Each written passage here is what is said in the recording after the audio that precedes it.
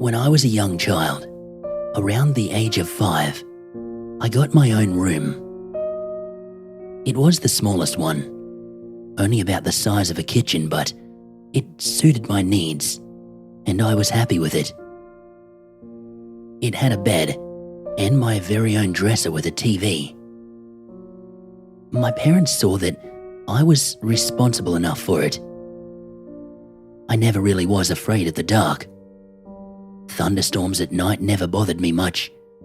I took care of all my belongings and I was a polite kid. So, I was granted my own mini living space. The thing that was most strange about the room was the closet. It hadn't been used in years, not since my sister moved out. It was a very large, narrow walk-in closet, and it used to be lined with shirts, pants, shoes, and other things when my sister Janice lived in the room.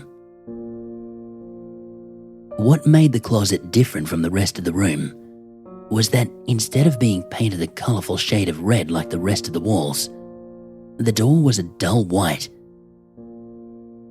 It really stood out, like a sore thumb, you could say. I didn't have nearly enough clothes to use up all the space. As a result, there was always a darkened corner of the closet at the very back where I didn't keep anything. There were probably cobwebs and dozens of rats back there too. For some strange reason, I didn't like looking at that corner. Whenever I accidentally caught a glimpse of it, the suspense in the room rocketed, and I had to look away with a shiver. This happened on multiple occasions, but I never really told anyone. If I told my parents, they would think I was just a scared little kid and take away my room. For 2 years afterwards, I just avoided it. It became a routine to just not look there. Besides, most times the door was closed and locked, so there was usually not a corner to look at.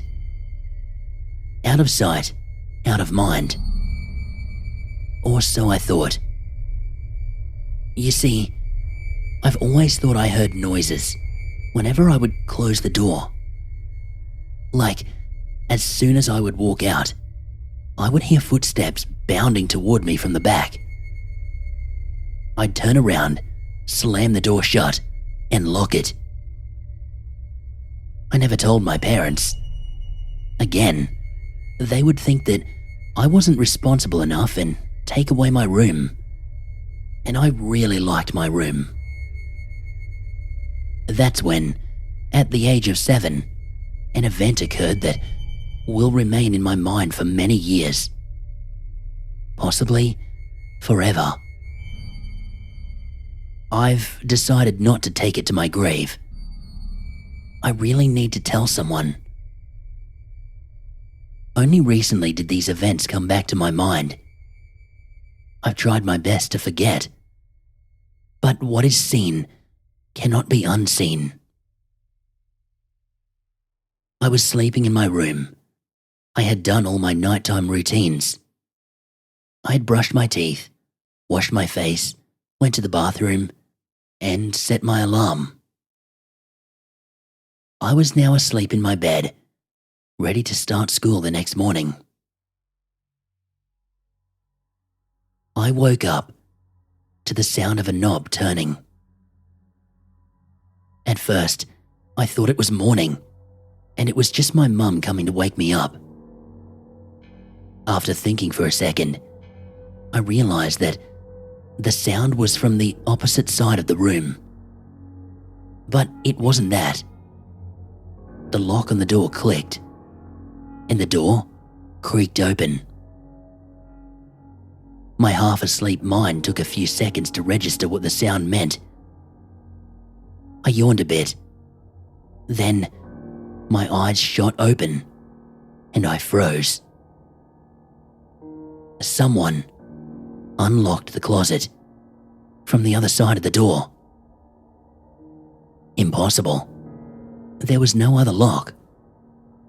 I made sure the door was locked every night. It was part of my routine. I distinctly remembered closing it and even testing to make sure. There wasn't a lock on the other side. There just wasn't. I lay still, shaking slightly and whimpering. Suddenly, the opening door stopped, and it was silent. I could hear footsteps in my room, walking towards me. I dared not turn around. For a brief moment of peace, I really thought that it was just my mum. Then, they stopped, halfway across the room. Silence reigned, and for an uncomfortable moment, I thought I had simply been imagining it. The only sound was my heart thumping in my chest. As it slowed, I turned around and looked around my room. Standing in the middle of the room, exactly where the footsteps had stopped, there stood a creature. A humanoid beast. Definitely not of this world, or of any world. It had these black, sunken eyes and pale, wrinkled skin. I screamed for my parents, and they came rushing in. I explained with shaky words what had happened, and they comforted me and told me that it was all a dream. They looked at each other nervously. "Honey, it's okay. Just a nightmare, that's all." "I'll go get you some warm milk, son," my father agreed, heading out. I looked at them and shook my head. No. They looked back. I squirmed out of my mother's arms. There was something in my room. It was real. We need to get out. Call the police. Just go back to bed, hon. We promise you, it was really nothing. No, you don't just go back to bed. My father presented me with a cup full of warm milk. Good night, son. With that, they walked out and were gone. They never did believe me about the events of that night. They sent me to several child psychologists, but they simply described it as a night terror.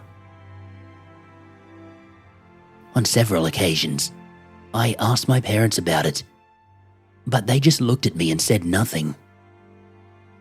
As soon as possible, they would change the subject.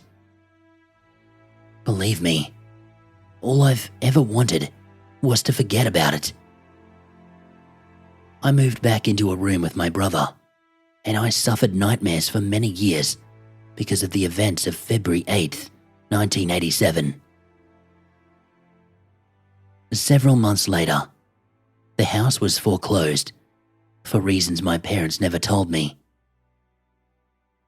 My parents packed us up quick, and within a week, we were in a new house.